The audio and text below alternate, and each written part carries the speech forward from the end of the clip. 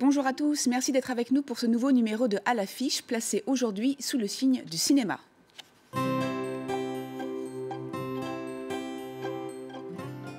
Avec d'abord un retour sur la carrière d'une actrice qui a marqué l'histoire du 7e art, Emmanuelle Riva. La comédienne s'est éteinte à l'âge de 89 ans.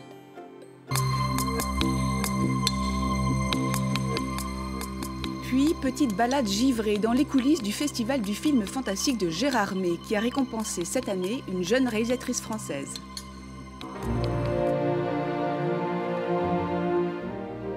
Enfin, rencontre avec Jay Abdo, un acteur syrien star, réfugié à Hollywood, qui, après avoir tout quitté, renoue désormais avec sa bonne étoile.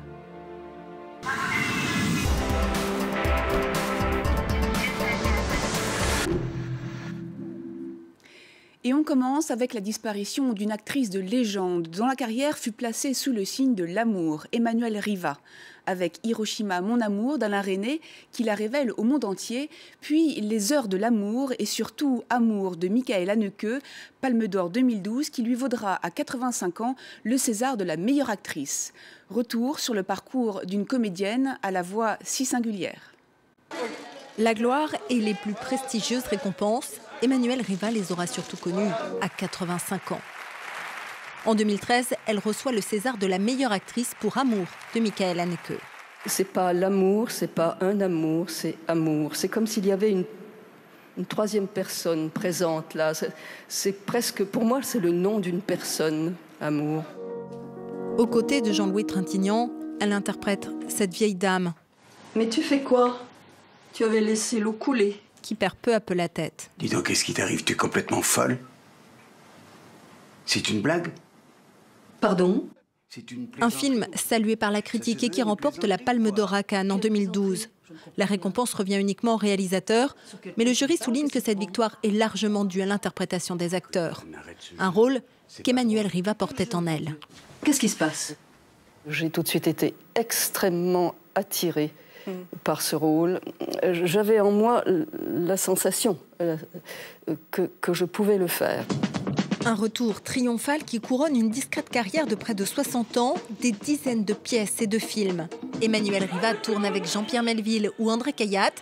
En 1962, la Mostra de Venise salue son interprétation fine et puissante de Thérèse d'Esquerou face à Philippe Noiret. Mais la révélation est intervenue en 1959 dans Hiroshima, mon amour d'Alain Resnais. Tu me tues, tu me fais du bien. Une actrice réservée, exigeante, qui n'avait peur d'aucun rôle. Il n'y a jamais de difficulté à partir du moment où on est adopté dans un personnage. Tandis que mon corps s'incendie déjà à ton souvenir, je voudrais revoir Nevers, la Loire. Vous n'avez pas vu Martha par hasard? Oui, je l'ai vu. Sa dernière apparition est un total contre-emploi, comme un clin d'œil à toute sa carrière. Un rôle comique pour cette tragédienne. Ce sera le 8 mars prochain dans Paris Pieds Nus, aux côtés de Pierre Richard. Direction maintenant les Vosges, dans l'est de la France. Chaque année, le Festival international du film fantastique de Gérardmer ouvre ses portes pendant 5 jours aux cinéastes et amateurs de films d'horreur. Julia Ducournau a remporté le Grand Prix pour Grave, récit d'apprentissage de 2 sœurs cannibales. Renaud Lefort nous fait découvrir les coulisses du festival. Il y a rencontré la jeune réalisatrice qui n'a peur de rien. Nous aimons tous tremper le bout de l'orteil dans l'eau glacée de la peur. Si comme Hitchcock, le frisson est une seconde peau, rendez-vous à Gérardmer, dans l'est de la France. Tous les ans, des milliers de festivaliers assistent à la projection de 50 longs et courts-métrages de films fantastiques. What are you doing down there, Daddy? Come downstairs. I want to see my #1 birthday boy. Les gens qui viennent ici sont des cinéphiles. On ne regarde pas que des films d'horreur, tronçonneuse à la main ou zombies sur les genoux, on regarde un peu tout.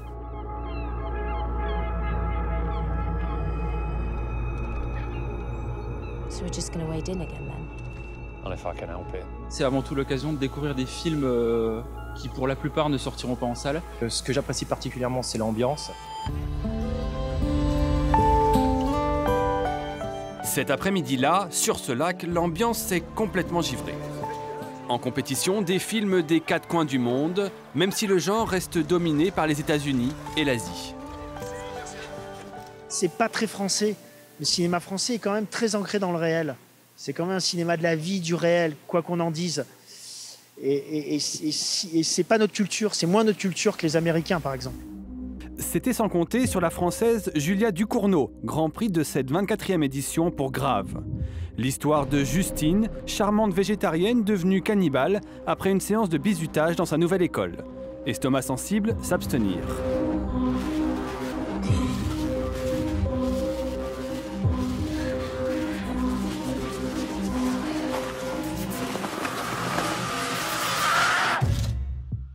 Avec le cannibalisme, on ajoute une métamorphose morale. Et du coup, c'est comment est-ce qu'elle apprend à dompter cette nature et comment est-ce qu'elle apprend l'humain en elle.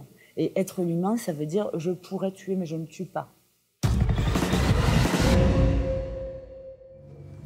Entre 2 séances, on peut toujours assister à l'indispensable atelier maquillage, sans qui un zombie ne serait pas un zombie.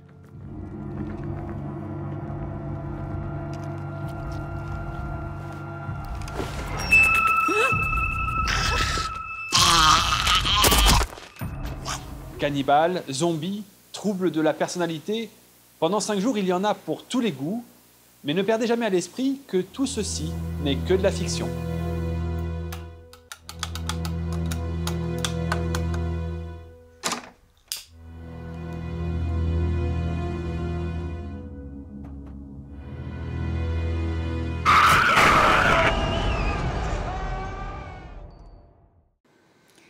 Au Moyen-Orient, c'était un comédien superstar. Réfugié aux États-Unis en 2011 pour fuir le régime syrien, Jay Abdo enchaîne d'abord les petits boulots à Los Angeles avant de renouer avec le succès à Hollywood et de tourner aux côtés de stars américaines. Nos correspondants Valérie Defer et Romain Jany l'ont rencontré pour nous.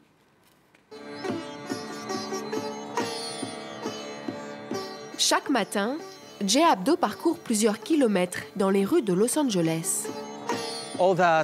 Tout cet exercice m'aide à me débarrasser du stress, des énergies négatives que je ressens tous les jours à cause des cauchemars, des informations qui me viennent de chez moi, de Syrie, à propos de mes amis et ma famille. Il y a 6 ans, Jay a dû fuir son pays natal, la Syrie, après avoir reçu des menaces des agents du régime de Bachar al-Assad. Je n'étais pas en sécurité en Syrie car ils ont commencé à me mettre la pression, à m'agresser. Car au Moyen-Orient, Jay est loin d'être un inconnu. De son vrai nom, Jihad Abdou, c'est l'un des acteurs les plus populaires de la région. Il a plus de 43 longs métrages à son actif et une série à succès, Bab al-Hara, qui a rassemblé 50 millions de téléspectateurs par épisode.